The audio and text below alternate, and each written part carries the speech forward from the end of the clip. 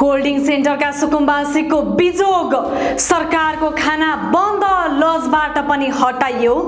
काभ्रेपलाञ्चोक र काठमाडौँका होल्डिङ सेन्टरमा आश्रय लिइरहेका सुकुम्बासीहरू अहिले फेरि सडकमा पुग्ने अवस्थामा पुगेका छन्। होल्डिङ सेन्टरहरूमा सरकारी बजेट रोकिएपछि क्यान्टिनहरू बन्द भएका छन्।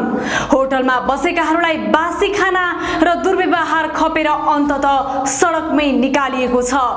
अधिकार सम्पन्न बागमती सभ्यता एकीकृत विकास समिति भन्छ 19 गते नै अन्तिम दिन हो, अब समय थपिँदैन, खाना र बस्ने व्यवस्था आफै गर्नुहोस्। तर घर भत्किएका ती गरिब परिवार सोध्दैछन् 25,000ले यो महँगीमा कहाँ जाने, के खाने।